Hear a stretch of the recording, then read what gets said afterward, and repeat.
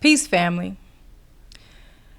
It will be a year in December 24th to be exact, that I lost my mother to cancer.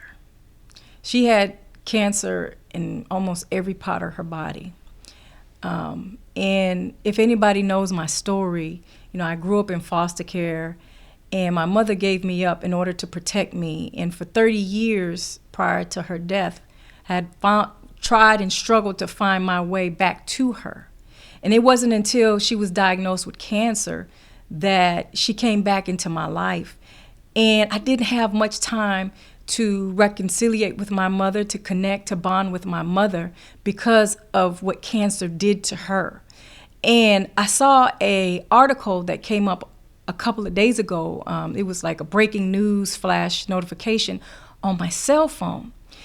And what it said is that there was the American Cancer Society, there was a report that said that worldwide that 5.5 million women will be diagnosed with cancer in 2030. So I did the math on that. That's 14 years from now. 5.5 million women worldwide. That's the size of Denmark. That is almost the size of Houston, Texas, California. That's a lot of women that will be diagnosed with cancer. Now, we know that cancer is, in the African American community, it is the number 2 disease that Black women die from. And although white women have cancer more than Black women, it is the Black woman who dies most of cancer. And so I think about my own mortality and my children's mortality and how poisonous this world is becoming through the environment. I know that 10% of people or women who have breast cancer it's a genetic thing, but the 90% is environmental. And that means that we can do something to prevent being diagnosed with cancer. So what I wanted to do is just give a list of some things that we could possibly do in order to prevent cancer. And this is not just for women. This is for men as well. This is not just for Black women. This is for all races and all colors. Because I do believe that this is something that is systematically happened in order to depopulate the world, in order to kill off a group of individuals. And I think if we had the knowledge and the education, then we'll be able to save our own lives, even though there are entities and forces that are doing otherwise to try to kill us. So let me say this, that, just because you're diagnosed with cancer, that doesn't mean that that is a necessary death sentence. Now, we can prevent cancer, but in the case that you do have cancer, there are things and cures that you can possibly do outside of radiation, outside of chemotherapy, because we know that what radiation and chemotherapy does is it attacks and it kills the immune system as it is trying to kill the cancer. So those who take chemo and those who take radiation, they end up becoming just more sick as well. So I'm not telling you not to take chemo or take radiation or go against what your doctor is saying. What I'm saying is to be more informed, to research all your options, and to do everything you can in your power so that you won't have to be in a situation where you have to fight against cancer. So one of the things that we can do, if you're driving a vehicle, stop topping your tank. The EPA and the President's Cancer Panel said that pumping one last squirt of gas into your car can cause cancer. Those fumes are a carcinogen, which causes cancer. The benzene goes out in the air, and we breathe it and we ingest it, and it goes into our lungs. So let's try not to top our gas tanks. The other thing is, one of the things that we can do is drink more water. I suggest you drink alkaline water. There are places that you can buy your alkaline water. We know that the water supply is contaminated. If you live in Fent, we know that the lead and all kind of other metals have leached into the water that has caused all kind of neurological damages and cancer and all kind of things. So the best thing to do is to get a water filter for your house, for your faucet. And if you can't do that, then buy alkaline water. And I know, we trust and believe that the water is pure and it is what it is. Sometimes we have to test that water out for ourselves. But let's start drinking more water. Let's start hydrating ourselves. Let's start pushing out those toxins. And when the body is alkaline, cancer cannot live in a body that is alkaline. But it drives and it thrives off of a body that is acidic. The next thing we need to do is eliminate the sugars, the excess sugars that we put into our bodies. Cancer loves sugar. It loves thriving on sugar. And we know, we look at the snack industry, and the snack industry, I believe I read it was like $240 billion. And every food that we can possibly eat that is processed food has some type of high fructose corn syrup, some type of sugar harms the body. So that leads to my next tip is to grow your own food. Or if you can't grow your own food, find a co-op, find an organic co-op, or work with some other people that you can interchange and share and co-op your own food with.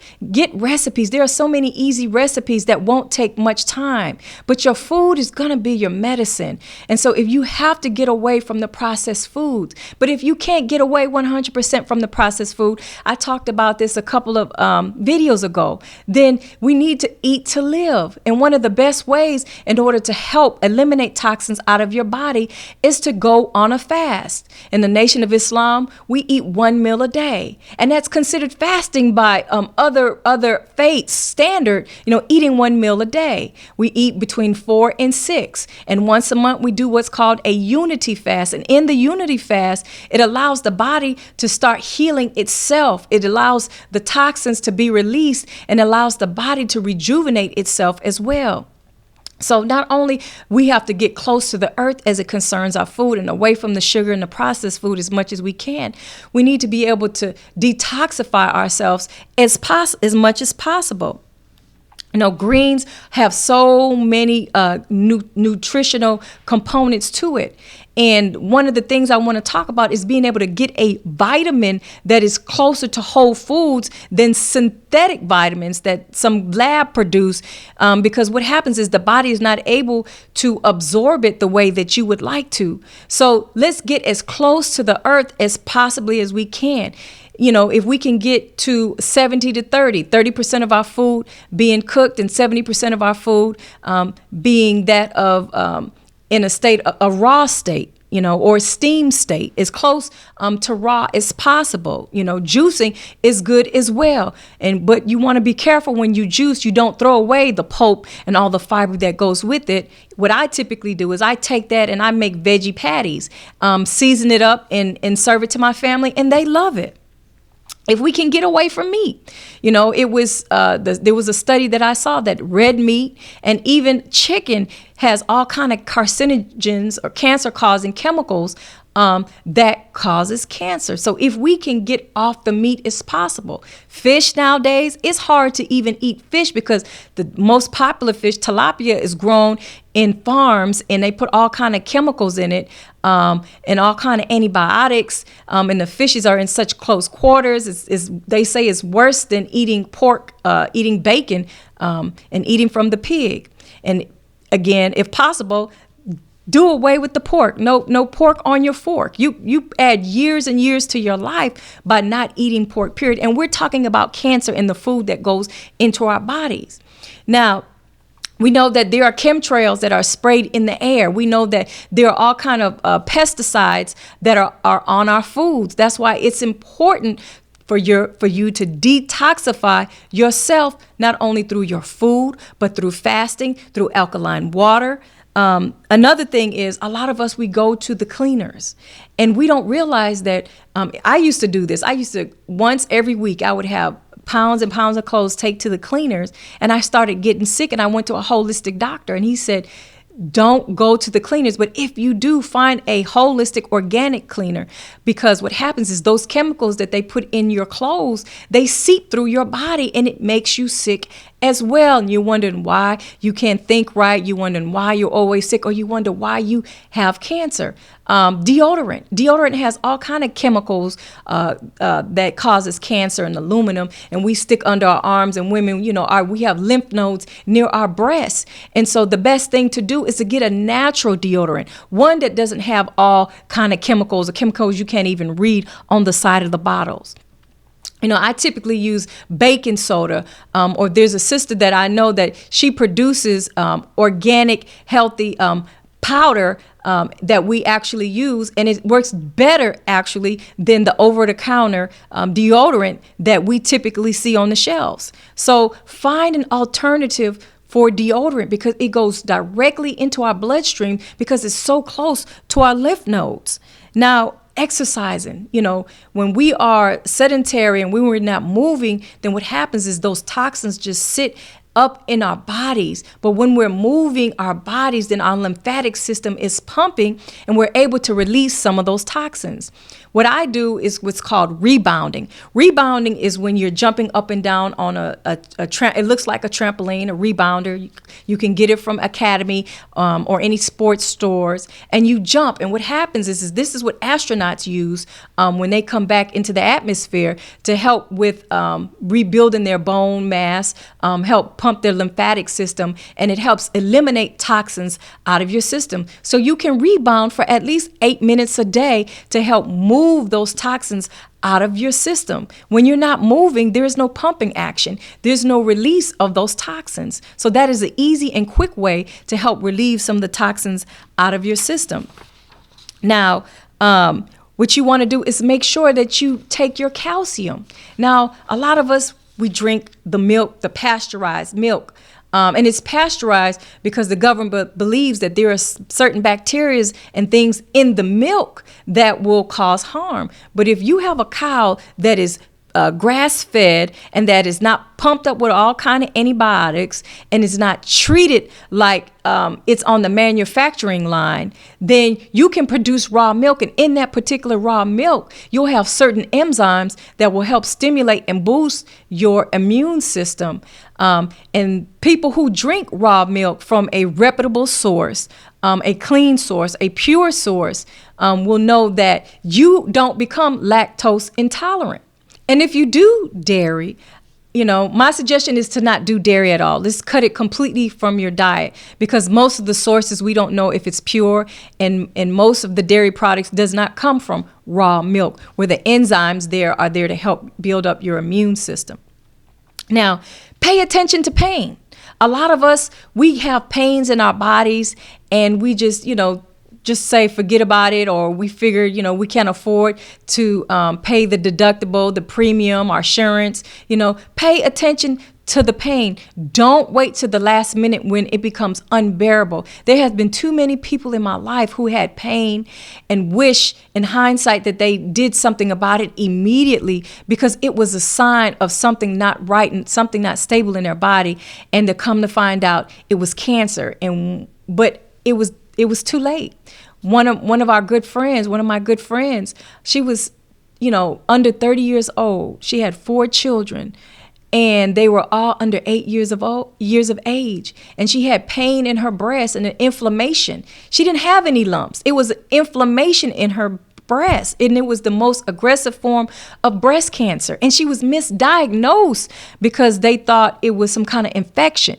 And when she was properly diagnosed, it was too late. It was stage 4 cancer, and it metastasized in her body. And she died at 20 years of age, leaving behind 4 beautiful children. So let's pay attention to the pain that is in our body. Now, if possible, let's avoid any unnecessary scans, any, radiations, or, if we're pregnant, a bunch of sonograms that can go into our system, directly into our systems. In fact, researchers suggest that 1/3 of CT scans could be unnecessary of radiation, which can trigger leukemia. So make sure scans are not repeated if you see multiple doctors, and ask if another test is necessary. So if you have to get a second opinion, you have to go to another doctor, do as much as you can to avoid any unnecessary scanning. And then if you are overweight, attempt to at least lose 10 pounds, because what happens is, as we get toxins in our bodies are so magnificent and such a protector of the human being, of the person, of the soul, that what it does is it creates the fat in our body in order to store the toxins in it.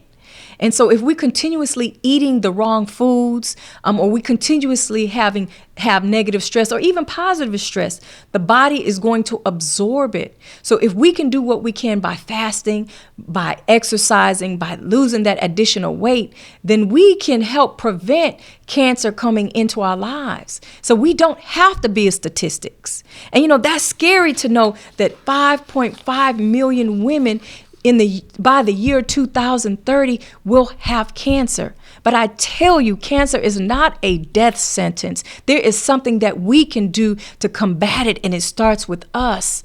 Be encouraged. And the last thing I want to say is your thoughts and the people that you're around. We have to start putting ourselves in environments that are peaceful, that are not full of conflict. And I know that may sound easier than done, but your life is at stake, and it's a matter of life and death.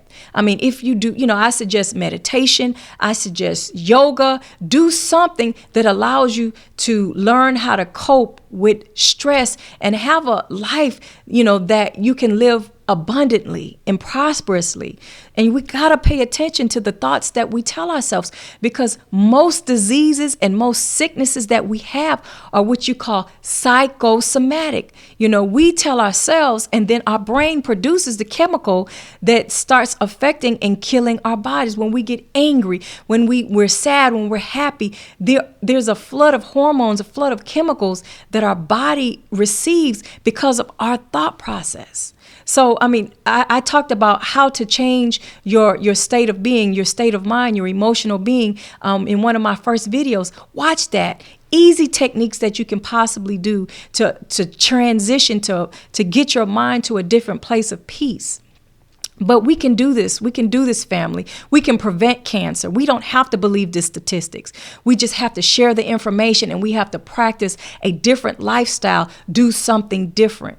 I can't bring my mother back. As much as I wish I could bring my mother back, as much as I wish I could bring my friend back, I can't. But what I can do is share this information to you so that not only you can be healed from cancer, not only that you can prevent cancer, but share it to someone else that is looking for some answers. So I thank you again for the opportunity. Peace, family.